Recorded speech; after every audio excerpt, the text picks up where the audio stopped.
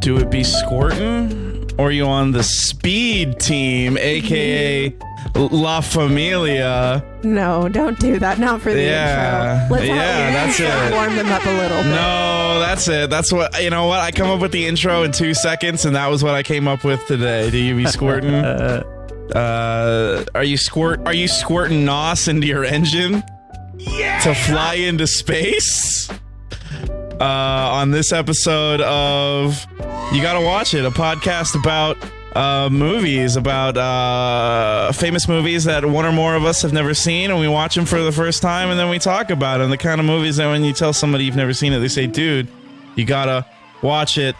With me as always, my two co-hosts, producer Paul Salad Bar, I don't know, the reincarnated Paul Walker, Paul Salazar, slither into those DMs, Mr. Paul Salazar. That's me slithering. That's him. He's slithering in. He's slithering into your girl like Soulja Boy. He's Mr. Steal Your Girl. It's strap time, baby. And of course, he was the first person to ever talk about Fast and the Furious. And then, of course, the radiant podcaster formerly known as Eve Cheney, otherwise known as the Kirkland Signature, Eve Chen. Hi, everybody. So technically, this was our first time, all of us, watching this movie because it just came out. Yes, it was all of our first time, and I had to one-up you guys because I went and saw it again immediately after. And I don't know, funny story. I didn't get to fucking see it with you guys because I'm a moron. Yeah, so the movie was starting, and Heath texts us, and he's like, I'm fucking stupid. I went to the wrong movie theater in another city. Which is still next to us, but I thought he was going to be in like 4 cities over. No, I wasn't that far, but even still, I was like 15 minutes late to the movie as it was, which I normally am because I don't fucking watch the previews. You can watch that shit online. So I normally get there like right when it starts, but having to get there like drive 15 minutes back after already being 15 minutes late was mean I would just miss like the first like 15 to 20 minutes of the movie. And this movie, that's integral because there's like there's some important stuff that happens in the opening. By the way, we're talking about F9. I haven't done the fucking podcast names in a few episodes. I'm going to get back on that. This is P9, the cast saga. But yeah, I fucked up. And you know what? It's funny because life is like, life is circular. A lot of people say life is like a highway, but it's also like a racetrack, like a NASCAR racetrack in that it's circular.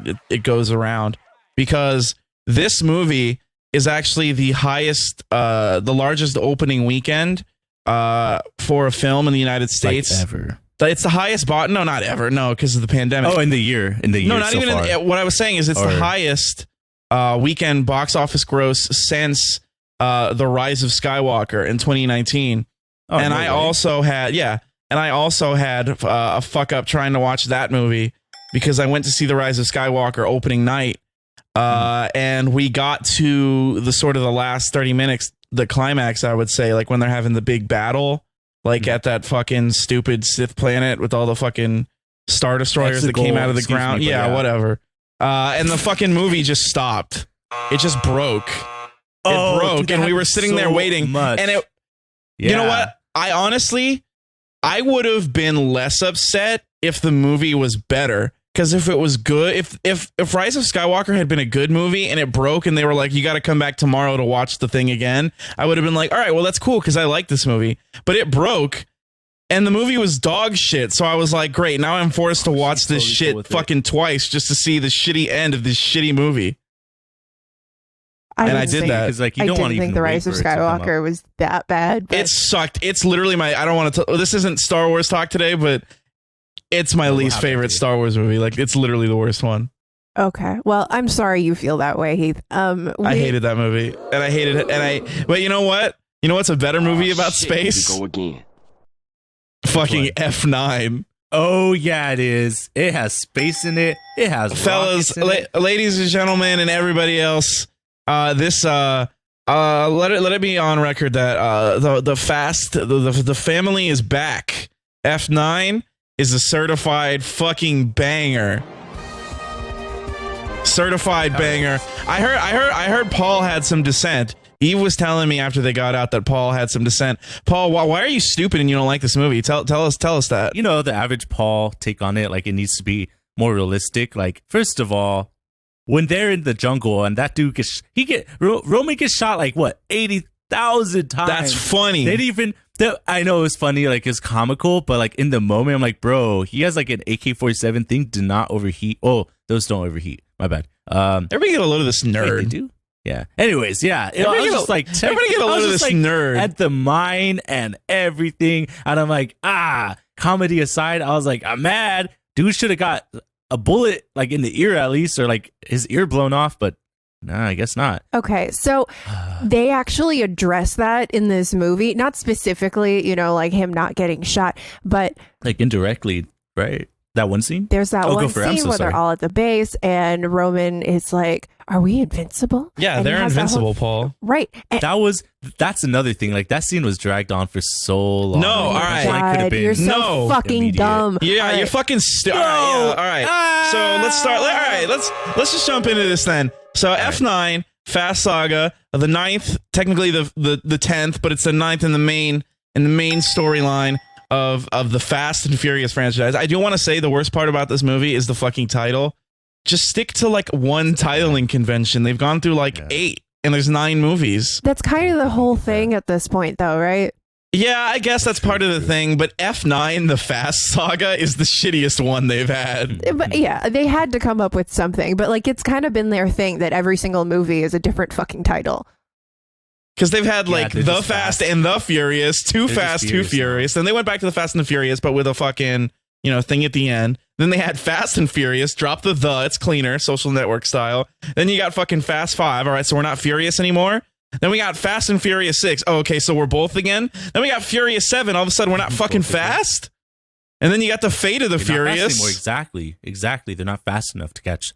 And then this one, there's no fate or furiousness. I guess it is the Fast Saga. They're not furious anymore. I think they're not furious because The Rock is gone and all his fucking weird anger and lack of having sex is out of here. Yeah. So he's not even in that movie. Fuck that. So look, I just want to address the thing that Paul was complaining about it, how like these. Roman talks about how like, oh, are we invincible? And he has that whole conversation. They address that in every single movie. They're like, we've gone on these like missions and we've survived what some would say are impossible. They address your concerns exactly, that these stunts are impossible. They are physically impossible, and they survive them anyway. And like it's breaking the fourth wall, right? Yeah. Pretty much. Pretty much. Yeah. It wasn't direct. Like they didn't look into the camera and fucking wink, but it. Yeah, they didn't do that because The Rock's not here. If he was here, he would have fucking did that. Yeah, right. But it's just like they addressed it, and so. That's what makes this movie so beautiful, is that it is so incredibly self-aware, and that is what I loved about that. Before that scene happened, that's why I was like, oh my god. And you saw me do that. Oh my god. I know. See, this movie, it was infuriating. No, come on. More like it was furious-ating. You got furious. Oh, you got fastly. I fastly got furious. I know fastly isn't a word. Nobody tell me that it's not a word. I know it's not a word. I put the Furious in the Fast and Furious. I was so upset because Paul. Why am I upsetting you so much? Holy shit. Paul, I love you, right? I just want to preface everything that I'm about to say with I love you. You're a really good friend, and we've been friends for a long time. And I love being your friend. But Paul, you talk way too much during that movie, my guy. I'm a podcaster. I only can know how to talk. So you don't know how to not talk during a movie? I was hyped. I was so excited. Dude, I haven't seen a movie in like over a year. Fair enough, but so excited. You guys, honestly, it sounds like I was good. I wasn't there because I probably would have told you to shut the fuck up, Paul. That's fine. Like, I would have kept on talking no matter what. Okay, so you guys, like, I was super excited. And I get that. I was excited too. But, you know, when you have those natural reactions, you know, that's fine because everyone is having those reactions too. True. But, okay, so you know that scene where Wait, we could spoil the movie, right? Yes, in the fucking movie. We're talking about a movie? Oh yeah, we're talking about a movie. Holy fuck, what the fuck's going on here? So that scene with the dude where Yes, like yes. he flies out the Yes. back of the truck and he's got that parachute. That's and, cool. And like that grenade sticks into the center of his chest and it That's explodes cool. mid-air. That was fucking dope. And I That's was sick. I was just enjoying that stunt. And Paul was like, "Oh my god, they killed somebody." And I just sat there like, I remember that. Yeah, why would you? I'm sitting there like, Paul just felt the he just disdain. ruins my immersion. Paul, From everyone around me, everyone was like, "Oh my god, this guy!" Like he did talk for like 10 minutes, and then that was the first thing I said. I couldn't keep it in. I had to say something because I'm Paul. fucking obnoxious. they kill people in all these movies. No, they kill that like guy a was million dead. people. They knocked them out. They got sprained, like they shoulder dislocation, but that guy died. Like, remember that scene we were talking about in that skit where it's like they have to go to the bad guy or like the goon's house and tell them like he died from doing goon activities. Like, I was just imagining that immediately. I'm like, Have you ever- damn, someone's gonna have to go to that goon's house and their family and tell Oh their my little goons. God. Have you ever seen? Have you ever seen that deleted scene from the first Austin Powers movie? No, which one? It's. I think they it was in the British release of the film, not in the American one. But it's fucking hilarious. You know that scene where like the guy gets like crushed in like the Dr. Evil's facility or whatever by like the rolling thing or whatever. Oh. Yeah. There's like a scene after that where like a fucking guy, like it's like a very drawn out scene of like a guy going to that guy's family's house, like that goon's family's house, and That's the telling one I like was his talking wife about, and yeah. children that he died, and then like his son is like, "Mommy, where's Daddy?" and like all this Yeah, fucking that's ridiculous exactly the shit. one. And it's such That's a the good one. bit, and it's so fucking disappointing that they should have had that in here. Let that when Han blows that guy up, they should have had like a whole should. 10-minute detour about like telling his family that their goon dad died. I'm sorry, Eve, for like ruining that No. because like I didn't talk for like the longest time before that. You didn't like ruin the movie for me because I enjoyed it anyway, despite you. But Despite it just it kept throwing me off my rhythm that like I was so invested in watching this movie and enjoying it, and like could've been worse. you would like take me out of the movie every time you said something, and like it would bring me back that like, oh fuck, I'm in a theater. Like I don't With want to think Paul. about that. of all people with Paul. You know, Yeah, like you know how they say that like the best plays are the ones that you forget that you're watching a play. Like when I'm really into a true. movie, like I forget where I am and I'm so engrossed in what I'm seeing. And Paul, every time you said something, it took me back to reality. I'm like, fuck, I don't want to be here. Oh my god! Damn. Maybe that's on me. Well, you ruined. bad. I mean, this sounds like you have it some sounds like I deep-seated ruined the issues, movie. I but should talk to that about my therapist. Paul, I you am a fucking reason why ruined Eve has to Eve's go to evening therapy. by reminding them of the I- real world.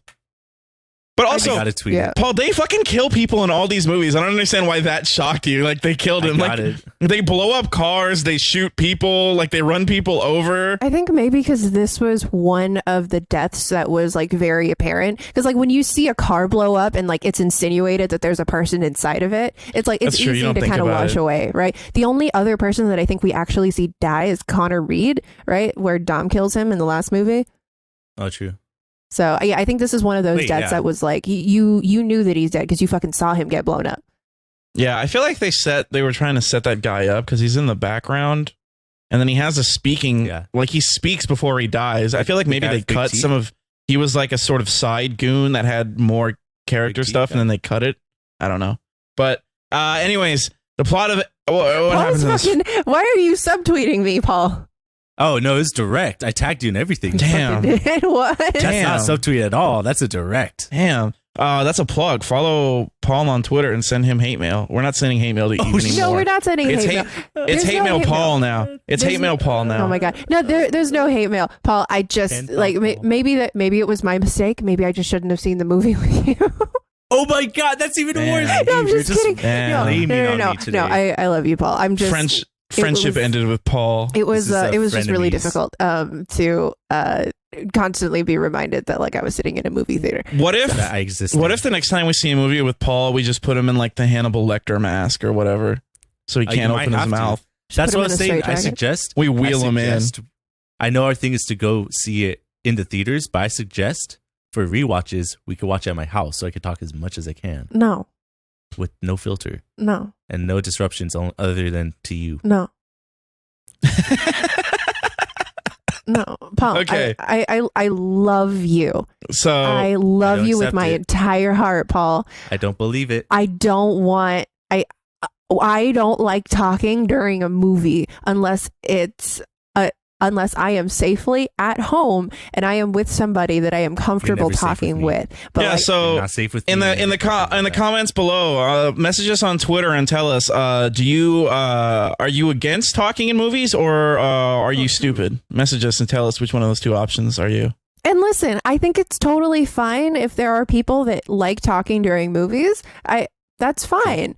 But I don't want to be around those people. I want to watch the movie in silence because I want to immerse myself in that universe that I am currently watching. I'm on Team Eve, right? Personally. So, like, you can talk, Paul, about the movie on your own time. In your head. Wait, but not to y'all? Damn. In your head. We talk after. That's what the after movie, like, walking out of the theaters for. Yeah, and for the fucking podcast. We have a sanctioned space. Speaking of talking about the movie, I feel like I'm being really hard on Paul, and I'm sorry. It's okay. I don't mean to be so harsh. Like, I just don't know any other way to say it. Yeah, everybody hates Paul now. No, we don't hate Paul. Everybody hates Paul. He's gonna go cry. It's a thing. I want to affirm you, Paul, that this is not like. I don't hate you. You are still a really good friend. Paul actually brought me a drink yesterday because, my partner was having a bad day and it was intended for Jason, but he texted me and asked me if I wanted anything because he was on his way anyway. So I want to reiterate that is what kind of friend Paul is. He's just, maybe he and I just aren't compatible in the movie watching category, and I think that's okay. Would you say that that's fair, either of you? We watch movies for the podcast. That's true, but we watch them separately in separate homes and or in separate places. No, the premiere though. That's true. But anyways, Paul is probably he's gonna log off right now and cry because you're being really mean to him. But speaking of crying, we have the shared Russian. Speaking of crying, we get some crying in the beginning of this movie because we open F9 on a different note, a unique note than what happens in these films previously. We've never really had something like this before. We get a flashback, like a proper, like not like 2 years ago, not like some shit that happened off screen. We get like we're in 1989 in Southern California. You know what? I'm going to say somewhere in the Inland Empire. I'm going to say they're racing at that racetrack in Fontana. I don't know if they are. Oh, the Speedway? But I'm going to believe that because they've been very IE-centric, and I'm going to claim this film for the Inland Empire again. IE-centric. I looked like it, too. It's the most IE-heavy franchise. But anyways, it's Dom's father, the one we learned about in the first movie, who died, and then Dom went to jail for beating up the guy who he blamed for his death. Dom's father's racing in some sort of NASCAR race, and he's getting his car checked up on, and it's not just, and we get a young Dom, and he looks cool, and who else is there but Dom's previously unseen brother, Jacob, who looks like a fuckboy, and he's got a gold chain. Ever. It's not a gold chain. It's the cross that Dom wears. Oh yeah, sorry. Sorry, he just looked like a fuckboy, so in my mind it went to like the gold chain that like fuckboys wear. But he's a very fuckboy looking young man. Like, it's undeniable. That guy would fucking ghost you. Yeah, I thought it was interesting that scene where we see Jacob walk up to that guy first, and originally I was like, oh shit. My thoughts were Jacob is going to beat the shit out of that guy, and then Dom's just going to take the fall for him. But then in the end, that's what I thought. Yeah, and in the end, Dom was actually the one that actually beat the shit out of the guy. So like they subverted our subverted expectations. There we go. But yeah, that would have been cool though. Like development wise, that would have been awesome. It would have been. So we see in this 1989 flashback, their father's racing. He gets hit with like a pit maneuver by the guy. And his car explodes, and Dom and Jacob are screaming, crying, all this sort of stuff. Ah, boom. Cut to the fucking woods. It's now Dom and Letty and their old age, basically. They're 50s now. Retired. Fucking retired, living the quiet life with Dom and Elena's little baby son, Brian. Dom's working on a tractor. He's bonding with his son, asking for the right wrenches. When the Familia show up, they say, look, buddy, Mr. Nobody. He's got Cypher, the villain from last time, but they got attacked and they went down in the woods, the forest, the jungle somewhere. Let's go get him. And Dom's like, no, thank you. And then Letty's like, let's do it. And then Dom's like, but my family. And then they're like, but you have to avenge your other family. And then he's like, my family. Adventurous moment. My family. Yeah, it is. It's sort of, yeah, it does. It takes a cue from Endgame. Same sort of thing. The main hero, some time has passed. He's living in like a nice country cabin and they show up and they want his help. And he's like, no, because my insert child here, I don't want to lose that. And then he's like, I'll do it anyway. Very much like that. Yeah, because Letty goes off first and he's like, are you really just gonna like leave this all behind? Because he brings up Brian and Mia, that like they left that life after they had kids, obviously because Brian is now dead. Well, no. He shows up at the cookout. Yeah. Oh my God. Sick. Oh, we want to talk about that scene. That was heart wrenching for me because that was a throwback to the car that he drove in the first movie, and I was like, damn. Yeah, I appreciated that. He's immortal. He's so immortal. much. But yeah, what is it? Yeah, no, yeah, I get it. He's like, he wants to. They left a life, and Letty's like, no, we're not really like them, and they aren't. Dom is all about the speed. He's all about going fast and going furious and fighting people in, like Timberland shoes and like with chains on and fucking having his tank top or whatever with his muscles bulging. He's all about that life. He's not trying to settle down and fucking read the little caterpillar that could or some bullshit. He's not doing that. He's Dominic Toretto. And he realizes that he can't do that when he zooms in on the video that Mr. Nobody sends him of his crash or whatever and sees a matching cross chain that belongs to his brother Jacob. And he's like investigative. John Cena Toretto. Yeah, he's like doing some CSI stuff. He's like zooming in, enhance the image, Ice-T, enhance the image. So then they go off and they fly to the fictional South American country of Monte Quinto. And I kind of like this. Like, it's very interesting that after 9 movies, they've decided to like start making their own fictional countries.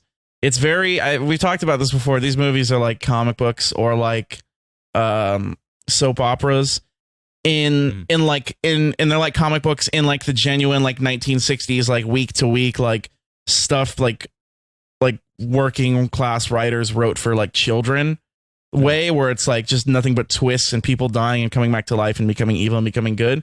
And now they've stepped into that world a bit more by now creating their own fictional countries, which presumably have their own lore and whatnot. Because we got Monte Quinto, which is a South American fictional country that's like a military dictatorship or whatever. They go there. They're investigating the plane crash, and there's this fucking. They find this little doodad that's like a little magic ball or whatever, and they're like, "All right, let's get this magic ball." But before they can leave with the magic ball, they get attacked by the military, the Monte Quinto military. And who gets separated from the crew but our main man, the hungry one himself, Roman Pierce, who gets chased through the jungle, shot at 18 fucking times by like 50 different men, gets a million bullet holes in him, and wipes all of them out. Inexplicably survives in a scene which apparently Paul doesn't like, but everyone in the theater I was in thought was fucking hilarious, because it is fucking hilarious. No, it was funny. It was just like, it was funny.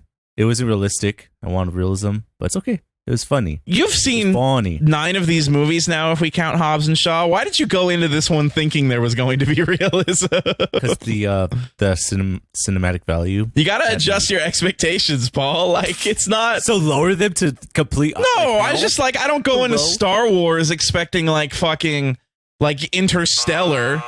You know, like I don't go in there expecting them to talk about like the mathematics of how the ships work. I just want to see people shoot lasers. The first and second movie are like slightly realistic, especially with like the racing and stuff. I'm like, all right, cool. All right. Yeah, but they haven't been like that in like 2 decades, Paul. Man, this espionage shit Paul, got me lightsabers don't exist. Well, they could soon. Wait, they don't? No. Lightsabers like, are not I was watching those YouTube real. videos that they're trying to do like the first, you know, like the old High Republic. Oh yeah, I saw that. They have like the backpacks that like shoot plasma. Basically, plasma, that's what it's called. Yeah. Imagine like that'd be fucking sick. Kind of like, I don't know, kind of a useless weapon, because They can't. We don't shoot lasers, and they can't block bullets. But right. So Yeah, they just my question is, if you're so ready to accept, right, this fictional world yeah.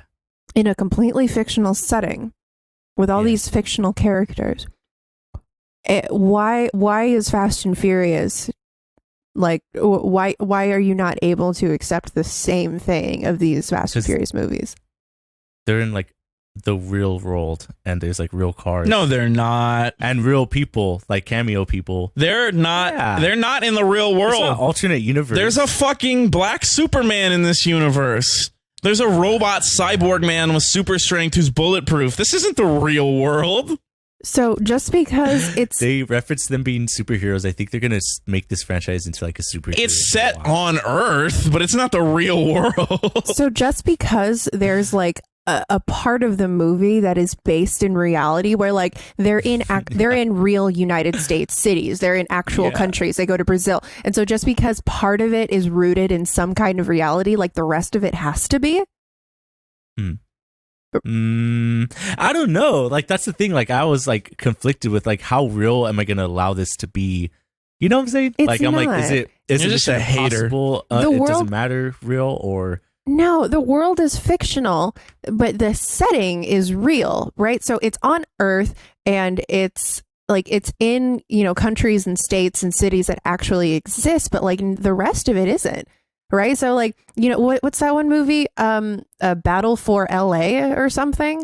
Battle Lost. Holy fuck. Who the fuck Battle remembers Los that? Angeles. Yeah, that was a long time Eve. ago. Hey, that was my first, or like, I don't know, fucking even King Kong First or movie something, you've right? So King Kong, Skull Island, like that's based on Earth, and it's they go to like they go to the United States, but there's no giant ape Not like, good enough for running Paul. around, you know. Paul so be, like, Paul No, be it's sitting in the not. theater watching King Kong being like, there's no fucking real. giant monkeys in real life. This is bullshit. so like yeah, He just fucking turned because- over to so I meet it. like these movies have never been like fully based on in reality. They just are what they are, and so where's that line, Paul? That's what I'm trying to understand. It's taken me upcoming to 10 movies, and now that we're finished and I still don't know the line, because sometimes the line shifts and I'm like, oh cool, like this is just sick, I'm accepting it. I think it's real with the emotions. They draw me in, little tears coming out, and I'm like, oh man, it's real emotions. And then some offhand shit happens, I'm like, oh man, it's not like a But that's romantic comedy that's the drama balance. anymore. That's the perfect balance. That's what I was talking about. F8 and Hobbs and Shaw got away from that balance because it was all absurdity and just and fucking stupidity. This one, and I think this is one of the better movies in this franchise, honestly, like coming out of it, and I saw it twice, so you know, I didn't have like the sheen of like I just get to see a big new movie in the theater, which sort of, you know, can haze over your view a bit. Was gone on the second viewing, and I still enjoyed it just because it gets back to that core. And Justin Lin is the director of this one again. He's back. He knows how to handle these characters, and in this world, he knows how to get back to basics a little bit. The story is simpler. The characters are treated with more respect. The family element is more present. But yeah, this movie had like the perfect balance, Paul. I would think you would like it more because it was like it had that serious element. It had that genuine love, that genuine emotion. It had family. But it also had, you know, going to space and crazy shit. Yeah. I liked the space part. Yeah. You know, I was shaking my head in a good way. I was just like, oh my God. In Also, a fun way. I love that they didn't make it too specific how they were actually going to go into space. They were just like science and numbers. All right, That's let's right. go. Like it's That's all you need is science. But yeah, getting back to the whatever the fuck, the Monte Quinto. So they're in Monte Quinto. Roman is surviving this absurd firefight, and they're fucking getting chased by the soldiers, but they're also being pursued by Dom's evil John Cena brother Jacob. Letty has the Cena device. She brother. gets knocked off her fucking motorbike. John Cena grabs it. He gives an evil smirk. I want to say, John Cena in this movie, he should play villains more, because there are a few moments where he's like he doesn't have a mustache, but he gives big mustache twirling, fucking tying a woman to the train tracks like villain energy. Yeah. Like he gives like Yeah, evil like that's smirks. sweet. There's like a scene towards the like in the climax of the movie where they're like shooting some shit up to a satellite, and he like looks behind him and he goes like, initiate the launch sequence or something like that, and he looks like a fucking little devil. He looks like he looks like a little devious man, a little evil man in evil clothes, and I loved it. Waluigi. Yeah, he looked he looked like a little stinker. John Cena is a good little stinker. Stinky. Like he's not the emperor or anything, but he's a good like little stinker, you know? He's a good just like look at me doing my evil stuff. He's got a good he's like a series of like 2 or 3 movies. He's got like a good evil smile. I think it's his like he just looks like a hard dude. Like he's like literally like a wrestler and stuff. He just looks like conditioned. He is, yeah, but he doesn't give off like I don't know. He doesn't give off like ultra. I mean, he's a strong man, so I don't want to misconstrue this. Like I don't know. I can't get the right words for it. I want to say like I don't know the ultra masculine. There's something like theatrical about him. Like he's not just like a big beefcake. Like he's not like I don't know. Like The Rock doesn't have any theatricality about him. Like to compare him to another wrestler in this franchise. Like you couldn't imagine The Rock like turning around and doing like a fucking like evil like scenery chewing like villain grin and being like activated. Like he just wouldn't do that. But John Cena has that theatricality about him that made it work. And every scene in this movie, he's fucking like devouring the scenery with his like evil smile and shit. Most of it, like he doesn't picks up the screen. Yeah, it's fucking great. But yeah, anyway, he shows up. He snatches the device. They're driving away. They're getting away. Roman is in like a big thing. They go through a minefield. His thing gets blown up. He gets launched into like a rock quarry thing that he's stuck in. He falls out of his like big tank vehicle. He gets out, and then the tank vehicle lands on a landmine and flies up into the air and lands right on him and smashes him. And then Tej and Ramsey, who were witnessing all this because they went to help him, rightfully like think he's dead. Like there's like a little music cue, like not like a dun dun dun dun dun dun dun dun dun, but something to that effect. And then he just fucking walks away like he's like drunk or whatever. Like he looks a little woozy and he just walks away. And they're like, how did you survive that? And he doesn't say anything. He just fucking gets in the car. I mean, rightfully, that's what I'm saying. Like, there's one of those moments. Rightfully, he just had a near-death experience, so he was a little messed up from that. I think just dealing with that tragedy. You can't even call that a near-death experience. He had a death experience. It like landed on him or something. It landed on him. Like there's no angles or whatever. You see the angle he's standing and the angle it lands. Like it landed right on him. There's no fucking on him. Even in front of him, it was like shrapnel. Nothing. It's so fucking good. Like it's actually this scene was probably like the hardest I've heard like a bunch of people laugh. I mean, you know, there haven't been a lot of movies because of the pandemic, but in a while, like being in a movie theater is the hardest I've seen like a big audience laugh because it's just that fucking brilliant and beautiful and hilarious and absurd and exactly what I wanted out of this movie. Yeah, I honestly, out of all of the movies, I gotta say, I think this one was my favorite, but it's my favorite because of all of the previous context of the other movies. Because if I had just jumped into this one, I think it still would have been fun, but I would not have appreciated it as much because it had everything that you were looking for in Fast and Furious. It had those like absurd, silly stunts. It had the heartfelt familia moments, and it had like a little bit of Dom's past, which like, you know, he talked about a lot, but we didn't actually get to see.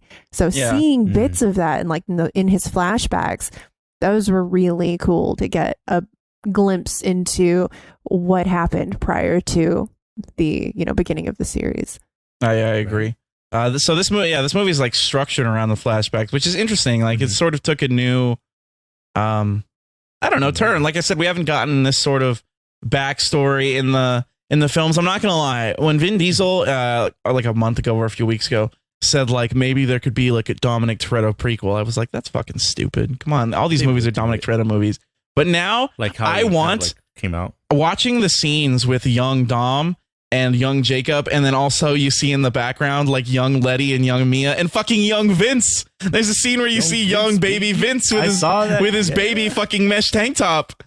I want sort of like a la the no hair there, hairless. I want sort of like the Adventures of Young Indiana Jones TV show. Give me an Adventures of Young Dom Toretto TV show.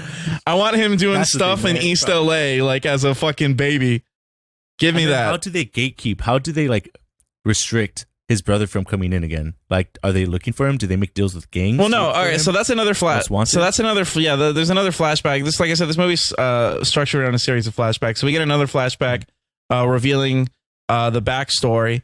Dom, when he's in prison for beating the man who crashed into his father, meets Leo and Santos, and they tell him about a little trick that race car drivers pull in engines that can cause cars to explode. He realizes that his brother did that, and his brother's the one who's responsible for his father's death. So he gets out, he confronts Jacob, challenges him to a race where if Jacob loses, he has to drive away and never come back. Of course, Dom, being the greatest race car driver in all of history, wins handily. Jacob cries, screams as he drives off into the darkness, alone forever. And that's sort of the end of that. But no, I think he just sort of he stayed away because he knew that Dom would kill him or whatever if he ever came back, and also he stayed away because they didn't come up for the idea for Dom to have a brother until this movie. But yeah, that was like you wait like what 9 movies to do it. That's okay. That's the beauty of this. It's like a soap opera. You know, soap opera all the time. They're like the second one, like, oh, you don't have a dad. Second movie, next movie. Oh, you do have. They didn't. Yeah, but they didn't reveal Luke had a sister until 3 movies in. After he had already fucking smooched her on the mouth. And they had 10 movies. Dom like, okay, Dom never smooched Mia just for them to be like, that's actually your sister. They could have. That would have been gross. They hugged kind of long. Also, like Dom and Mia grew up together, so that would have been real weird. That's true. Familia. That would have been disgusting. Yeah, Luke he could be like a familia. He could be like a familia. He could be like a Tom Brady sort of guy, and he kisses his family on the lips. You know, like how Tom Brady gives his son tongue kisses or whatever. That's some white people shit. No, it is all right. I had a teacher in high school who told me that he did that. Like I remember. And he didn't realize it was weird. And obviously, we're all his students, so we can't like call him out on his weird shit. But he'd be like, every night when I put my kids to bed, I make them both give me like a kiss on the lips. And sometimes they don't want to, but I'm like, hey, you have to give Papa a kiss on the lips. Oh, that's weird. And I was just like, what the fuck? No, we're not doing that. Bodily consent is a thing. Stop kissing your children on the lips, man. They don't want to kiss you. Yeah. They don't want to kiss their gross old father on the lips. Give them a hug or something. And if they don't want to touch you, if they don't want to hug, don't make your kids fucking kiss you or hug you. It's so fucking weird. But yeah, he made his children agency to not. He made his children kiss him. I think he said it was because he's Italian. And I don't know what that has to do with anything. They don't exist, so he's just a creep. Or maybe I guess Italians are just fucking perverts. I don't know. Yeah, yep, they are. But more anyways, Italian erasure, please. Yeah, what is the fucking? So they're in Monte Quinto. They're racing away from the thing. There's a bridge, but the bridge is out. Jacob, he flies off the cliff and he gets saved by a magic flying magnetic jet. But Dom and fucking Letty, they're like, what are we gonna do? Dom's like, don't worry me, I got a fucking plan. Drives into the fucking hook that was hooking the bridge. It hooks onto his fucking like axle in his car and uses like, I don't know what law of physics tells us that this can happen. But fucking uses like some sort of like gravitational shit to fucking slingshot himself from one side of the cliff to the other via like this old dilapidated fucking rope and hook that was connecting this Scooby-Doo ass bridge together.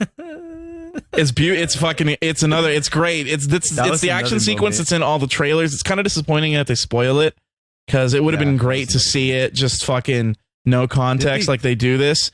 But it's they didn't they also in the trailer fuck up with like revealing that like Han was still alive. They revealed everything in the like trailers, right? Yeah. Side note: the trailers for F9 are terrible. They reveal that fucking gag. They reveal the brother reveal. Mm-hmm. They reveal that Han is alive. Spoiler alert.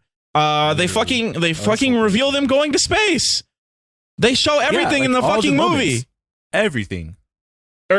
Ridiculous. It's ridiculous. But anyways. So they get out of Monte Quinto. They're like, fuck, Jacob. He must be working with Cypher, our old enemy. Actually, he's not, because we get to see Jacob. He's working for a weird Eastern European German-sounding man named Otto, who's like the son of a dictator of some unnamed country. And they have Cypher, Charlize Theron, in a magic glass box surrounded by lasers. And she has a bowl cut now instead of her dreads. And she's wearing red leather pants. And they're like, you got to hack some shit. Yeah, those pants are nice. So she looks really good. Her pants look good. Charlize Theron, Cypher's looking good. They're like, hack this shit to find us the other half of this weapon, Ares, which can control all the nukes in the world, I guess. And she's like, yeah, all right, I'll do it. And then she does it. And then she talks shit about Jacob or whatever, makes some weird comment about his chin being Nordic. I feel like that was like sort of... It's weird that they felt that they had to include a comment that like Jacob had like a Nordic background in his chin. And then she's like, I didn't know there was a Nordic strain of the Toretto bloodline. It's 2021. We don't need an explanation for why two people who are related maybe look racially different. Yeah. That's just a normal thing. Weird. We didn't need that in the movie. I thought that maybe there's like a cutscene of like her like explaining like how like he needs to be superior, like some like racist shit going. No, on. I think that was just because there's some dum-dums in the audience who are like, why Vin Diesel and John Cena related when Vin Diesel don't look like John Cena? Yeah, she made a comment about how like, oh no, the Toretto bloodline is mixed or something, and I'm just like, okay, very weird. I don't know. Like we don't need race science in the Fast and Furious, but they're just brothers. It's okay. Mia looks whiter than Dom. They're just mixed. We didn't need a comment about it, Charlize Theron. But it's okay. So they do that. Meanwhile, the family, Jacob's meeting with his German guy. Meanwhile, the Familia, they meet up with Stasiak, the FBI agent that Brian worked with in 4 and that helped them out in 6. He helps them out again. He takes them to one of Mr. Nobody's safe houses in the Caspian Sea, where they're getting ready to stop stop Jacob's next plan. And Mia shows up because of course it's her brother too, and she's like, come on, I gotta be a part of this. It's family. And Dom's like, all right, that's fine. It's gotta be. Yeah, you can be here. And then they find out that Han is involved with this Ares thing, and he's also potentially alive. So they split up. They're gonna go. They all got different missions. Fucking Dom is going to London. Letty and Mia are going to Tokyo to search for Han clues. And Tej and Roman are going to Germany to meet up with some friends. So they go to Germany and they meet up to get some help. And who do we see in Germany but the boys from Tokyo Drift? We got Sean Boswell, we got Lil Bow Wow, Twinkie, and we got the other guy whose name I don't remember. And somehow, inexplicably, in the years between Tokyo Drift and now, they went from street racers on the streets of Tokyo to rocket scientists at a German rocket testing facility. How'd they get there? But all right. Yeah, they just turn into a couple of nerds, and like I don't know how that happened. And Bow Wow looks like dog shit. Holy fuck. He looks, no offense, like, you know what? The other two didn't look that good to begin with. So now that they're older, they just look, whatever. Like Sean Boswell, Lucas Black, he like always sort of looked old. So now that he has like a beard and like some wrinkles, he actually has like, he looks more normal. He looks more like a person now. Yeah. But Bow Wow looked cool before, and now he looks like shit. He looks like he smokes like 10 packs a day. Like, I don't know what the fuck happened to my man. It's been a long time. It's been a stressful life. He's only like 34. It's been a stressful life for Bow Wow. What the fuck does Bow Wow have to be stressed about? It's his parents not just understanding. That was a Bow Wow song, right? I think parents just don't understand. Yeah, I don't know. That was in the I think they had that in the Jimmy Neutron movie. I think he had a song in that circa 2002 or whatever. But anyways, yeah, and they know Bow Wow looks bad because he's not on screen for most of it. Like they're relegated to side roles, but even then he doesn't get to be in it much. But they're like, check it out, we got this fucking rocket car. It looks like shit and it blows up. And and they just find all these cars. Roman and Tej are like, these cars. Roman and Tej are like, oh, that looks like shit. Anyways, can you get us a car? Dominic Toretto sent us, and they are like, we don't know who that is because we've never interacted with you before. We don't know what's going on. Cut. Like we're out of there now. We're in fucking Tokyo. Mia and Letty are walking around. They get some delicious looking ramen. that they don't eat, which irritated the shit out of me. Whenever characters in movies get really good food and then they don't eat it, like what the fuck are you doing? That's genuine Tokyo like street ramen. That's probably some bomb ass soup, and they're fucking mixing it around like uninterested like with their fucking chopsticks, not taking a single sip of it, not getting any of the noodles. Here's a fun fact. Whenever there's characters eating in movies or TV shows, most of the time they will have a spit bucket on the side. So if the character takes a bite, at the end of the cut, they'll spit their food into the bucket, because if they take a bunch of takes of that same scene, like they're just going to be eating so much. So they can't eat it, but I love that. You know what? Do it in one take and eat that fucking ramen, okay? Don't give me this bullshit about you got to spit it out. That looked what good. You're saying is that they didn't touch it anyway, so they didn't touch it at all. Nobody took a single bite, so they didn't even need the spit bucket. It's suggested that they eat it later. No, they leave. They get in a fight. They get in a kung fu fight. Yeah, so they take it to go. So they go up in kung fu fighting. That's right. Everybody was. So they get in a fucking. They got a postcard that Han sent the day he died, and it says Mexico. And they use some fucking absurd logic to be like, Han always said that Tokyo was his Mexico, and then they see a Mexican flag in a building, and they're like, "That's Han's house." Bingo. So they walk in. Makes no sense, but that's okay. They walk in, and they're looking around, and then a young kung fu Japanese girl screams out their names, and some goons come in, and then she starts fighting them with like a fucking stick, and then they get in a big ass brawl. They're all fighting. You know, the sisters are doing it for themselves. They're fighting all these goons. Letty knocks one of them out of a building. They get surrounded by more goons, and then a sniper rifle starts shooting. Who is it? It's fucking Han. He's back from the dead. They got him, and now he has a little girl. Well, she's not little. She's like 16 or whatever. That's little. With him as his companion, and that's over. And then we're in London. Dom needs some information, so he goes to talk to Deckard and Owen Shaw's mom. She's robbing some jewelry. They get in a fast car. They zoom around. She says that he's her favorite American, and honestly, they had such chemistry here. I really wanted them to give each other a smooch. I thought Dom was going to give Helen Mirren a little smoochie on the lips or even on the cheek. Oh no, cannot. He should have given her. Old ladies deserve smooches.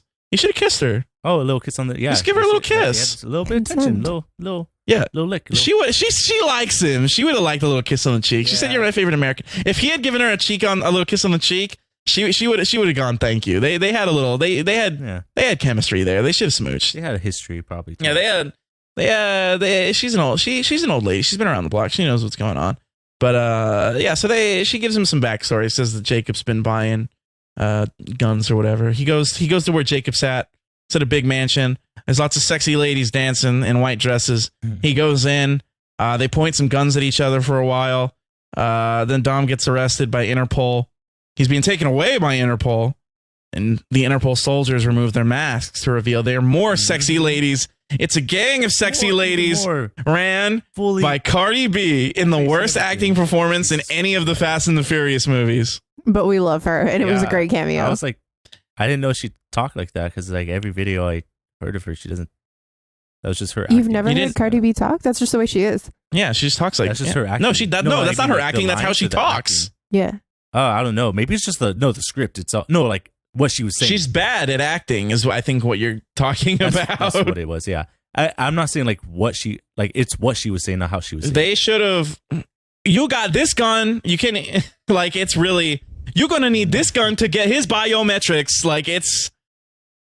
She didn't know what the fuck was going on. She did her best. I'm not saying she didn't do her best. She just did bad. It was bad. Her best was bad, but it's fine. Yeah, she's not a good actress. I remember her being okay in Hustlers, but I think maybe she was just able to like. She has like it's not a substantial role, but I think she's in a few scenes in that. But I think maybe she was also able to like relate to that film more, since that's about like a life that she actually lived. So it was less like acting and having to say lines about like guns and biometrics and just her like talking stripper talk, which, she was a stripper, so she knew what she was talking about.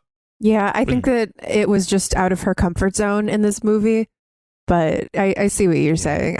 I think it was fine. You know, she was in the movie for like a solid It was 30 cute. seconds. I So, laughed. It served its purpose. She just wasn't a great actor. I'm not saying that she fucking ruined the movie or anything. It was a better cameo than we've had in the past couple movies. I preferred it over Iggy Azalea or like fucking Ronda Rousey, but it was fun.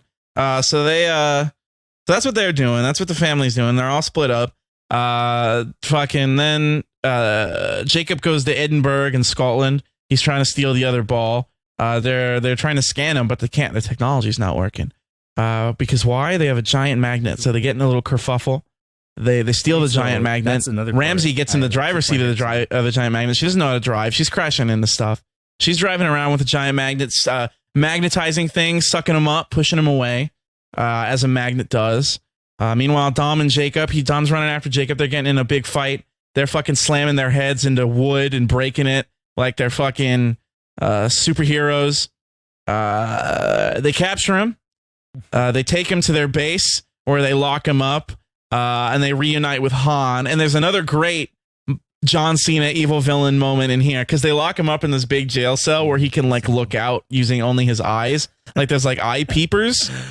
And like he's King Kong. Yeah, and as they're all like loving each other and like being a loving family, he looks out of his fucking thing with just like longing like eyes. And it's fucking incredible. Like he's so sad and filled with so much anger. John Cena is a fucking top tier like villain in this movie. He should play the villain more often. And honestly, his character really gets to the heart of these movies because it's always about family. But this is about like abandoning your family, which is an aspect of family we've never gotten to in these films before. His whole character, and they even mention it, like Toretto's, they say like Toretto's like basically like genetically like need family to survive. And if they don't have family, they'll turn evil. They'll like they basically say that straight up. He didn't have a family and now he's evil. He wants a family. He's looking longingly. He's sad. He wants a hug from his friendos and from his sis. And he never got that because Dom blamed him for his dad's death. And so now he has to be an evil spy. And it's like, don't abandon your family. Because if you do, if you abandon your family, they'll become an evil super spy. And you don't want that. So you got to love your family. You got to forgive them. And you got to forgive him for killing your dad. You got to forgive John Cena. Yeah, we don't see him at the cookout at the end, huh? No, because he drives away. He'll be back though. He'll be back. Oh, it's the same thing. He'll be back. He's like, I'm gonna drive away so I could. Yeah, well, we talk because that's a nice moment too. But so there he's locked up, and then Han explains what's going on with him. There's a lot of explaining in this movie because there's a lot of stuff going on. Han is like, look, that when I died, it was actually fake. I was working for Mr. Nobody, and I used that as cover to get away from a rogue agent. And I had to get this ball. And the ball was made by the parents of this girl who's the key to activate the death ball. And now she's like my ward. We're like Batman and Robin. Warg, yeah. We're like Batman and Robin, baby. She's my Robin. I'm Batman. But we're in Tokyo. And that's what's going on. I want a spin-off of their thing. That would be cool. Yeah, I want to see what's going on with Han and Elle, his little teenage best friend. Robin. Yeah, that'd be sick. But anyways, they're doing that. They're explaining a bunch of shit, and then Jacob escapes because he's like, actually, I worked for Mr. Nobody. I was the rogue agent. You think I don't know this, Dom? What are you stupid? I'm 10 steps ahead of you. I'm John Cena. You can't even see me. You can't. You don't. You can't see me. I'm John Cena. Check this out. I got a bunch of guys with guns. You're fucked. It's a whole militia. You're fucked. Yeah, you're right. I'm getting away and I'm taking the girl and I'm going to go launch a nuke. But Dom is like, no. Because check this out. We got a big magnet. Magnet. Fucking suck up all the guns. How do the fucking magnets, how do they work? Magnets, bitch. Fucking like suck up all these guns. We're running away. They fucking get away. And then Dom is like, I'm taking my stand here because I got to protect my family. There's like a million guys coming from my family. I'm blocking the exit. I'm blocking the door. He's fighting all of them. He's throwing them off. He's throwing them off into the fucking deep blue abyss. He's fucking breaking their necks. He's choking them with chains. He fucking does one of them Bane style. He picks him up, breaks his back I know. on a fucking on the fucking metal railing. Fucking, he's holding like 30 guys back with just his arms. They fucking get around him. They start kicking him. They can't even keep him down. He gets up. He starts fighting back even more. The whole thing fucking collapses. He falls into the fucking water, and then it turns.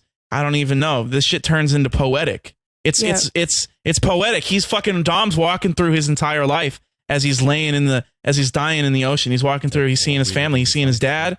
He's seeing his brother. He sees his dad with him as a young baby. The baby is played by Vin Diesel's actual son, and then he sees his son. Actor, by the way, and I'm telling you, it transcends. We're not even in Fast and the Furious anymore. I don't know. We're in a fucking Terrence Malick movie where this is the tree of life, but with cars. We're seeing a whole man's entire life, his entire family. Exactly. I just want to say, I think Dominic is confirmed as like a superhero with some kind of like super soldier serum, because he wraps his arm around that chain when he's beating up those dudes. He wraps his arm around that chain and he yanks it down and he breaks the concrete above it. Yeah, he does. Literally. There's no fucking reason why a regular person, even someone that looks like him, would have the strength to break concrete like that from like a chain like that. So it's just it's confirming that he is unrealistically strong, and I love that for him. We love that's what family does for you. Yeah, it's the power of family. That's the power of family. He had so many family members in one vicinity that's what happens. It's like power levels are out of this world. Maybe that's it. That's like why he needs his family. Yeah, because the more families around him, the stronger he gets. So it's like an AOE buff. That's why he's adding for on. Vin Diesel. Yeah. Yes. All right. Because if you think about it, all his family was there. Even the family that he didn't like Jacob, was near. So any person that falls under family gives him a strength buff, and it grows exponentially with each member. So when your entire family's there, he's fucking like strong enough to like lift the Empire State Building. That's how he was fucking holding off 30 guys with just his bare hands. That's amazing. Going for it. Yeah, he falls in the water. He has a Dewey Cox has to think about his whole life before he performs. Flashback kind of moment. And then he wakes up. Letty saved him because she says, "Look, it's nothing without family. I can't live without you. We can't live without family." That's the key to all this. Familia. Every family. flashback. He's family. He's not drowning because they're family. And they're like, all right, well, we got to stop Jacob. Here's what's going on. He's got the death ball. He's uploading it on the ground. We got to stop the upload on the ground, but it's also going to a satellite. So we got to stop the satellite. How do we stop a satellite? And then Roman's like, we got to go into orbit. Are you telling us we're going to jack a space vehicle and fly up? That's absurd. And then Dom, of course, says, that's exactly what we're going to do. And the fucking plan is in motion for the thing that everybody has been waiting for years. So we got Group A, which is most of the Familia, in Georgia, Tbilisi. They're trying to stop Jacob and German Man from uploading this. Meanwhile, we got Roman and we got Tej in the rocket car, and they're being flown up by our mans Sean Boswell and other guy. And they're fucking launching them into space from the air so they can destroy a satellite. And it is the moment everyone has been waiting for. They fucking launch into space, and we see it from Roman's point of view as like the beautiful blue ball that we live on, like sort of covers his face as he looks in awe. Yeah, just reflecting super bright, just like. And he puts it quite beautifully, sort of brings down the absurdity a bit. I mean, puts like a lampshade over it when they say, two dudes from the ghetto, and now we're in space, and that's sort of like an encapsulation of like this franchise as a whole in that line. Because we started out as like street racing in East LA. All these people were just like, they drank Corona and chilled and stole DVD players. And now we're in space, and it's fucking evolution, baby. That's where we're at. They were it's like the natural evolution. What do you mean? Exactly. Who didn't know that this was where it was going when they saw that first movie in theaters in 2001? How could you not? No, this was the logical next step. It makes perfect sense. Exactly. So they're in space. They got to get rid of the satellite. Meanwhile, the rest of our crew are driving down below. They're split into 3 cars. They all got magnet cars. They're taking this big tanker down. They gotta destroy it, but they can't until Jacob teams up with them, because inexplicably, German guy is like, hey Jacob, can you get out there and help me for a minute? And he's like, yeah, all right. And then he's like, fuck you. I teamed up with Charlize Theron now. We're going to fucking kill you. This is my only problem with the plot of this movie. Not that I care much about picking apart the plot of these movies, but it's sort of like a very fast turn into being good for Jacob that isn't really set up at all. Like there's no hints that he's gonna betray him later or anything like that. There's no hints that this is gonna happen. It just sort of betray each other. It's just sort of inexplicably like, fuck you for no reason. Like he didn't do anything to lose his trust. I guess I know it has to happen for, the narrative we want for, them reuniting and having that nice, brother, family reunion moment. It felt a little quick to me, not set up. He worked so hard. I mean, that was intended to be his redemption arc, right? I know it's intent. I'm just saying it wasn't established well. Like, we didn't get any foreshadowing of like, maybe there's trouble in paradise between them and they're not getting along. He's plotting against him or whatever. There's nothing like that. It was just all of a sudden like, hey, can you go outside and like fix the thing? And he's like, yeah, okay, I'll help you because I'm still just working with you. No problem. And then he's like, actually, I'm going to kill you. Fuck you. He's just like done. Like, no, John Cena's John Cena. He's been working for you. You think you could just kill him? Nah. Yeah, his redemption arc felt a little short because he only really went to Dom and Mia for help, or he accepted their help because he was, what's the word I'm looking for? Double-ended? Double cross. Oh, double cross. It's double-ended. He was double crossed. Look, I don't know what he's into. Double penetrated. But yeah, he was double crossed, and like I think that was the only reason he accepted their help.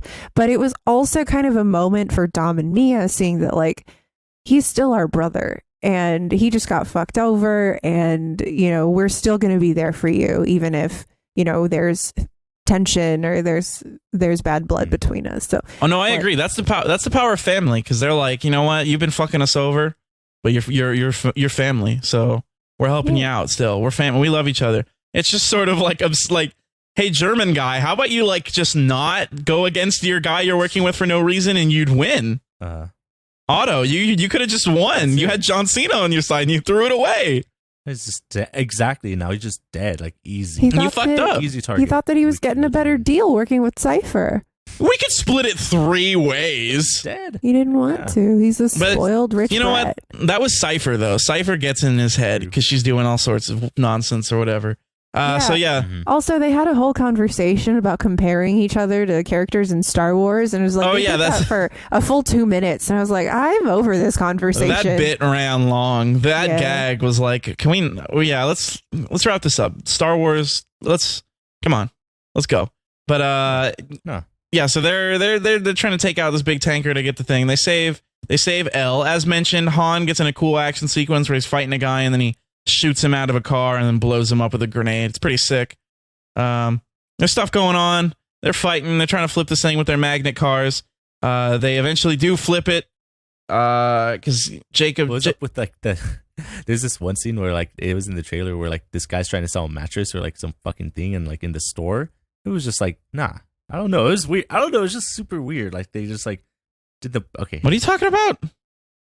It was like when the magnets were like, they were like magnetizing everything from like the stores and like the cars and like everything happening. Mm-hmm. But there's a sequence where it was like showing the sales guy trying to sell something to a couple in the store, and then all their shit just yanks out of the store and like crashes through the window. The TVs. But the TVs, yeah. And I'm like, I don't know, that could have been a better effect. Like that could have been like some car, like a car going through a window. Paul, every episode you have like one thing that you talk about where I just don't understand what the fuck you're saying. He's talking about the scene where... I know what he's talking about, but I'm like, it looked fun. Like, I didn't even notice it. Like, it didn't register in my mind as like a thing to like comment on. It could have been cooler. It could have been like something cooler. That's all. Okay, sorry that people in like a real city aren't buying like fucking diamond encrusted Lamborghinis that the magnet car can suck up. Like people in real life buy TVs, Paul. I don't know. I just okay. I don't know what the fuck's. I just thought it. So, anyways, they're fucking doing that thing. Meanwhile, they're up in space. Our Laffy boys, Tej and Roman are up in space. They got magnets of their own. They're gonna use magnets to turn off the thing. Meanwhile, but it turns out rather that the magnets aren't working. Tej is like, oh, I didn't run the numbers on that. I should have ran more numbers. It's all about numbers. Roman's like, look, bruh, I'm hungry. Look, bruh, I'm hungry. Said that.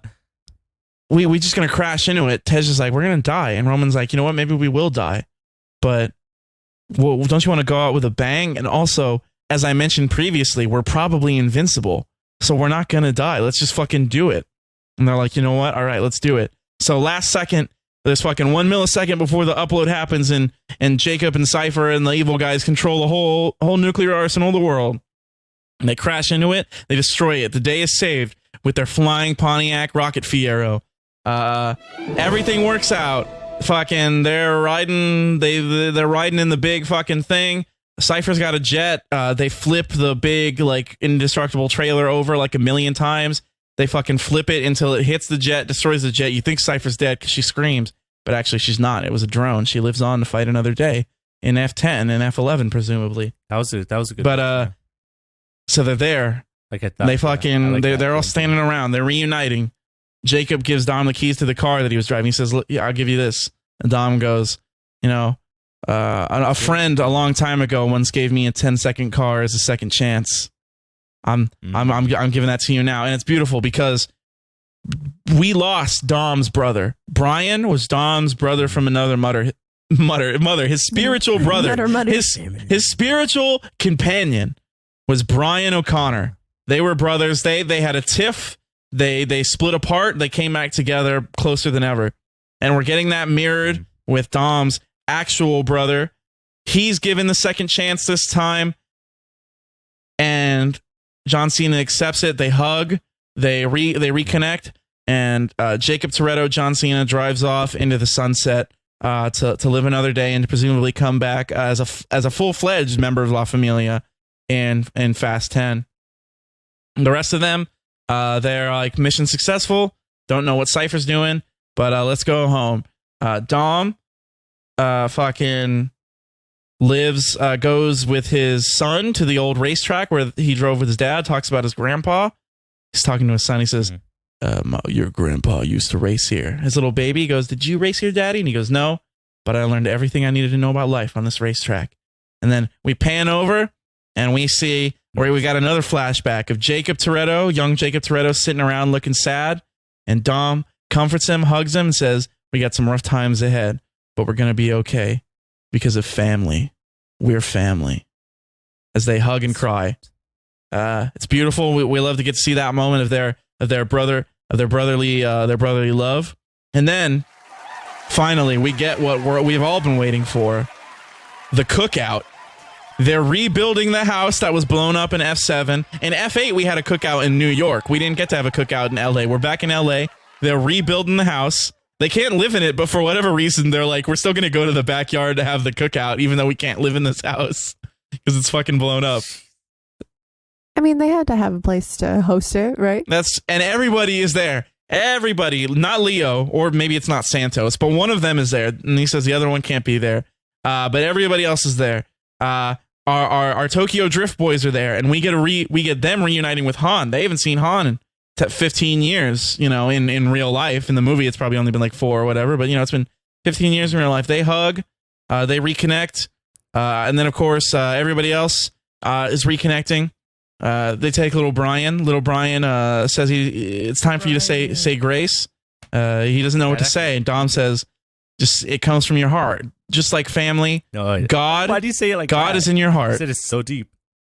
It's from your heart. It sounded a little. No, it doesn't. That's just how Vin Diesel talks. But he loves him. It's in his heart. It's talking about God and family and chicken and corn. And they're sitting down. There's an empty seat. There's an empty seat available. And he's like, "There's one more chair." Mia says, "Oh, I don't think he's coming." And then you hear, vroom. It's fucking Brian O'Connor pulling up in his car. We see it. It pulls up. Fucking parks in the driveway. Brian's there to eat some chicken and corn. Fucking cut. Yumsy. 2 credits. Beautiful ending to the movie. But wait. Great ending. We have a mid-credits scene as well. We're getting some... What is that? We're getting some justice. I hear it in the distance, some justice for Han. Because we have Deckard Shaw, the man who tried to kill Han. He's beating up a guy in a boxing ring. Gets a knock on the door. He's like, "Oi, who the fuck is this, mate?"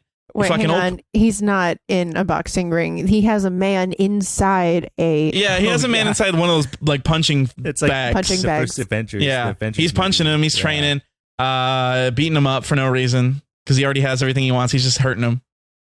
Gets a knock on the door, fucking opens it, and Han's right there. Boom. He's like, oh, geez, mate, it's bloody Hon. Oh no, and that's the end of the movie. That was really good. It was good. That was Solid good. recap. He's like, shit.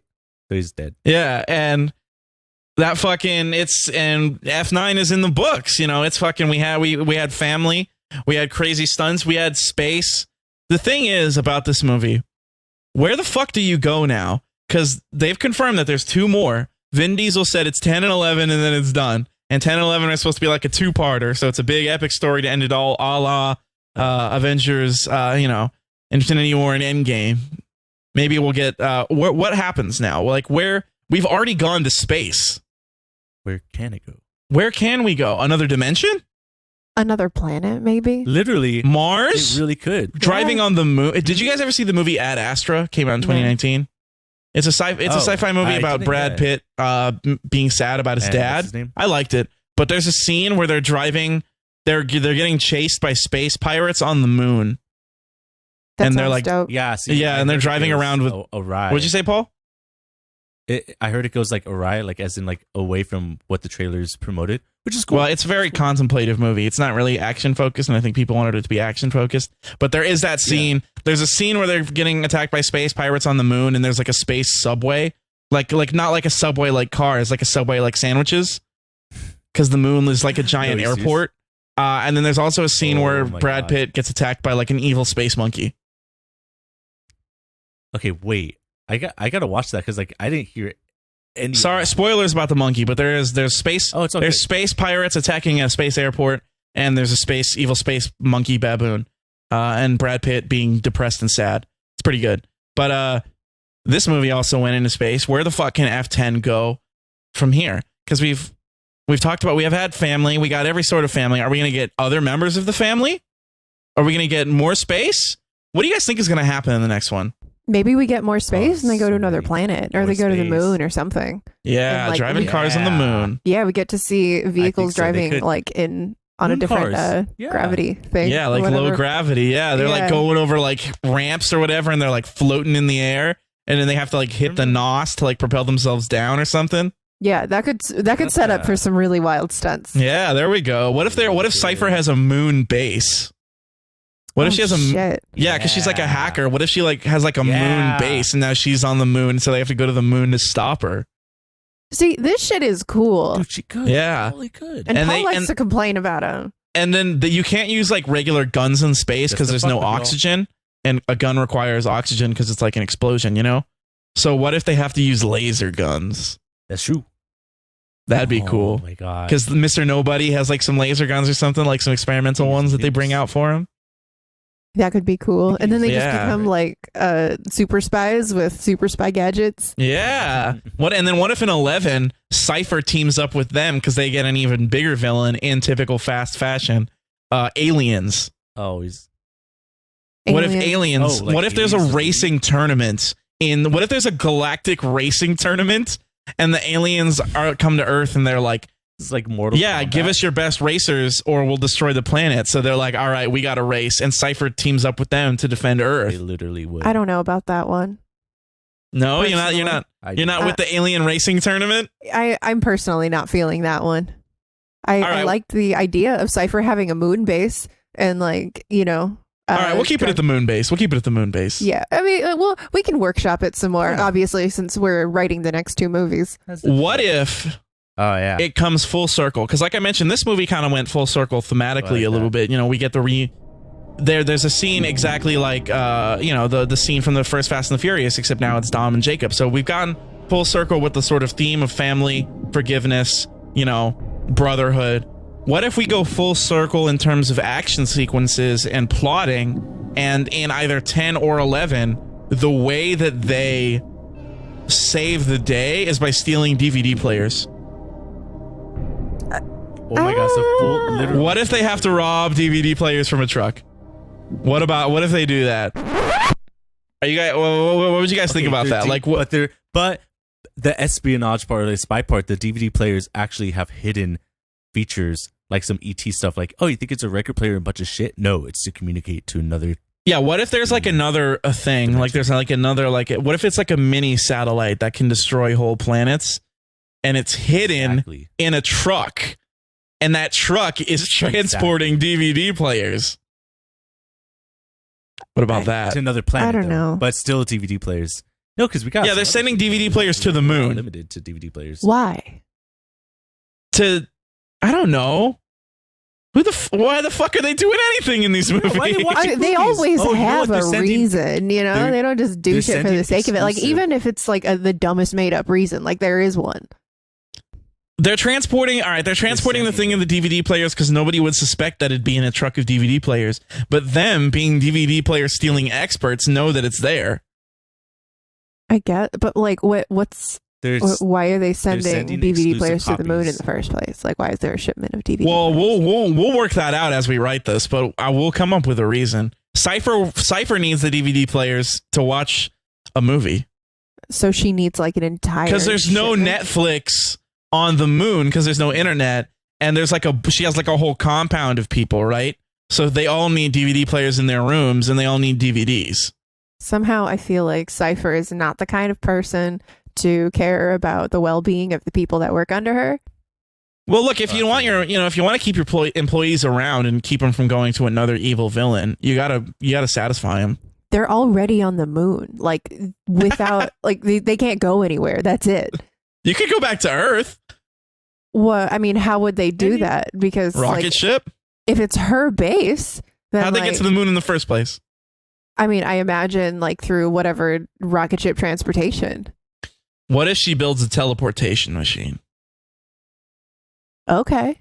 What if they have a teleportation machine? Wait, we got a magnet car in this movie. What if we have like a teleportation car where it's like they're about to like drive through a thing and then they hit a button and it teleports to another area and they're having to like use that to like dodge missiles or something? What about that?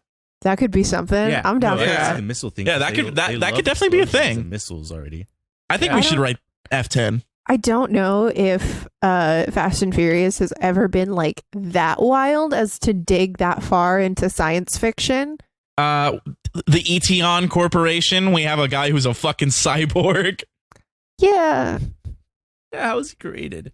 Yeah, I guess. Yeah, so we can have a teleportation machine. Okay, I'm sure they'll find a way to make it make sense. Because, like, I mean, everything that they do in these movies is supposed to suggest that this could happen in real life. According to Paul, it is.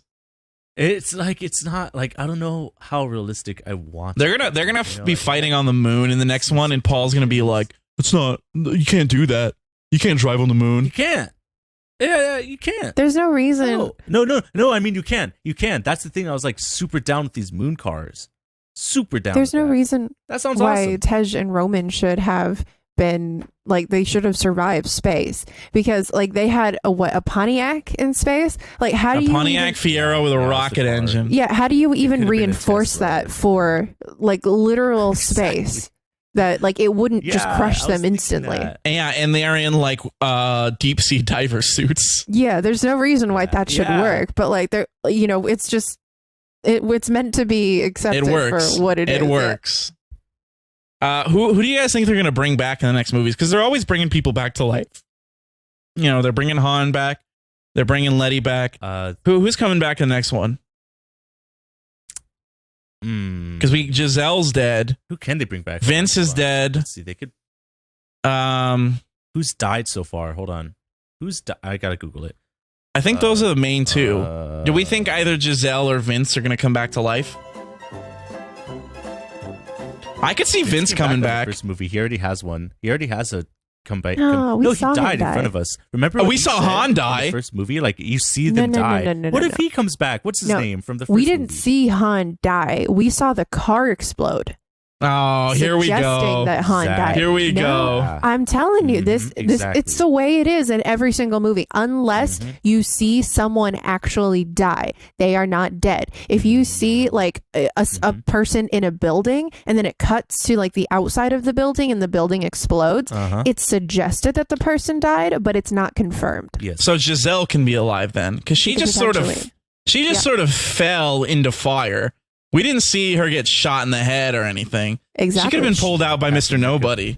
She could have been. Exactly. Exactly what I'm saying. So we saw Vince die. We he saw died. him die. He got shot. Yes, so Like a bunch he's of times. dead. Unless He's it's not like coming back. kind of like a So did get shot. Gal Gadot confirmed for F10. That'd be cool. Maybe. She probably needs a new job because that last Wonder Woman movie wasn't very good. So maybe she's on her back foot. She needs to get in these again. I don't care. I don't care about. You don't want Gal Gadot back, Paul? You sound upset about the thought of her being in these movies again. You're like grumbling, like, Yeah, I'm like, oh my god, good actor, but like just good actor. Oh, I don't know about good actor. Not really, actually. She's not a very good actor. I'm still trying to find out who. I think it's just her and Vince, because there was also Han and Letty, but they came back. They're the only two of the main family that are still dead. Fucking what's his name from the first movie? The little kid. That's what I was saying. Ratty. The little kid. Yeah. Rat Man. He had Jesse. Jesse. There we go. Jesse. What if Jesse came back? What if we tie in the Etion stuff from Hobbs and Shaw, and Jesse's like a cyborg? Like they've like turned him into a RoboCop. Yes. I mean, What if he Jesse's became dead. evil? That's for sure. No. But hear me out. That's the because thing. RoboCop got shot a bunch too in RoboCop, but then they turned him into RoboCop, and then he was alive because he was RoboCop. So Jesse, he gets shot, right? And Etion has been operating for decades in the shadows. They pick up his corpse, Right. and they're like, "You know information about Dominic Toretto, the #1 DVD thief in the world. Toretto. Fucking let's make you a robot." And then they turn him into Robo Jesse. And what if? Bro, that's what I'm thinking. He created Idris Elba. No, he's like Idris Elba. And then what happens is he shows up. No, I'm saying like, what if he created him? Like he's like the one that was like making these like super cyborg robot. I was thinking like, more. he's the one, dude. I was thinking more. He's another like he's like a mind controlled cyborg, right? And then he shows up, and then Dom has to like bring him back to the good side by reminding him of his humanity. The only way that they could bring back Jesse or Vince is that if they brought them back to life, because they literally died on screen. We That's know true. They're confirmed dead. So if it was like a RoboCop situation, then yeah, sure. But like, there's no way that they can just swing in that like, oh, they didn't die. You know, No, I'm not saying they would do that. I'm saying we could get a RoboCop Vince or a RoboCop Jesse. I would be down for a RoboCop Vince. I'll be honest. A RoboCop Vince would actually be cool. Like he's turned evil and he's like Dom, but he's like has like Cypher controlling him or whatever. They should oh yeah, so he can't control his actions. Like I can't. all right, that's actually a fucking good idea. Fuck it. Yeah, RoboCop Vince controlled by Cypher working with the Etion Corporation. We got it. That's the plot of the next one. And Cypher has a fucking base on the moon that she's controlling Vince from, and they got to get to the moon and save Vince. All of a sudden she goes to the moon. Oh, that's where she's going. She's like fast walking to. We just wrote the 10th movie. What if they have to bring back knows Idris now. Elba because he's the only person that's like potentially strong enough to fight Vince in hand-to-hand combat? So they do a Terminator 2 situation where they have an evil robot and then they reprogram the evil robot from before to be good robot. I'm liking that. I'm liking that. I'm liking that. And what if Johnny Tran is the guy who runs Etion? Oh shit. That's it. Yeah, because we haven't seen Johnny Tran. That's the next saga. We would have to get That's the next saga. We would have to get a little bit of backstory. We need a fucking lot of backstory. Yeah, to figure out how like Johnny Tran went from where he was in the first movie to where, you know, running Etion.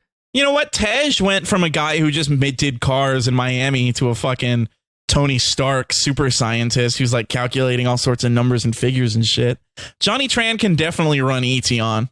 I mean, but Tej was in like the last couple of movies. We haven't even seen Johnny at all. Yeah, but his life didn't stop. He's still out there. He's running Etion. He's doing. I'm just saying, I think we're right. I think what we said about Johnny Tran running Etion and controlling RoboCop Vince fighting for Cypher against the Familia while Cypher is on her moon base. I think that's the exact plot of F10. And in 2 years, when that movie comes out, we're going to be right and we're going to sue Universal for stealing our idea. All right. So we're gonna have to keep I'm track of assuming right this now. in 2 years. We're gonna have to remember what we talked about. Well, the episode's going to be here, It'll be on the solidified internet. forever. It'll be there. It'll be literally everyone's gonna suffer with it being there, but at least it's there. Why would they suffer? They love us. Yeah, they love us. They hate me though. No. No, that's the thing. Guys, it's crazy. This is- they're kind of like fuck. This is the end of an era. This is the first. This is the first Fast season. franchise in the books for us until 10 comes out or Hobbs and Shaw 2 or whatever. We don't. There's no more Fast movies for us to talk about. Finally. So the next series that we're gonna start watching. No, I'm kidding. I love We have a break. God, we have you an host. intermediary between that, but we have something big coming up in the next month. We have an intermediary between that though, because there is some. We do. don't. It's gonna be that. Yeah, we got like 2 episodes in between Wait, that. yeah, we do. No. Yeah, No. we have No. off-season stuff. No. Yeah. Yes, because we have to be topical. Always. I cannot say this on air, but we will. I'll tell you about it afterwards. So All right. there Aw. we I can thought we watch always the have movies episodes beforehand. out. Just trust me. All right. So I have no idea what's one happening. last time, F9. Good movie, great movie, best movie, question mark? Honestly, Best best movie with the given context, because I think I said this already. Had I seen F9 like by itself as a standalone, it still would have been fun, but it would not have meant as much as it did to me without seeing the rest of these movies. Absolutely, especially the beginning flashback scene. That was so good. Yeah. The flashback's really well done. This I really liked the flashback of the street racing. Like, I'm glad. Sorry, I was burping. I'm glad they didn't just like cut it, where they didn't show the racing. Like, that was sick. Like, it was a whole sequence. It was like an homage to the very first original, like, first movies. The very first movie too, showing the street races yeah, it's in those cars. Yeah. this movie Sick in of it. every way really brought things full circle. I mean, the family is back. Brian is even here for a minute. Like I said, we get a mirror of that scene from the first movie. Thematically, it's all circling back. There's 2 more, but this really felt like it could have been a cap on the whole series because it's like the culmination of everything in a way that really works. And if you're a fan of these movies, like we all are now, I think you'll get a lot out of this. I would also say best movie. I don't know. F5 and F7 are both really good, but this is up there with them as one of the top tier ones. So I'm willing to say best movie. Sounds like Eve said best movie. Paul, you said best movie. Best movie. That's Even though he was F9. talking shit about it. Yeah, after the talking movie. shit, but he doesn't want to. I was just doing that to troll. No. I'm a real life troll. Yeah, you're a fucking hater. Can't wait for our episode on F10 in 2 years. Stay tuned for that. Oh, man. Stay tuned for what we have next, everybody. And I believe that's it for this episode. Go ahead, Paul. Play us out, King. There we go, baby. Yeah, follow us on Twitter at GottaWatchPod. Subscribe to this. Follow us individually on Twitter if you want. Do whatever you want to do.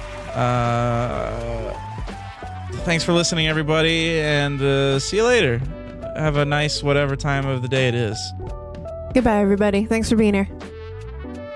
Goodbye.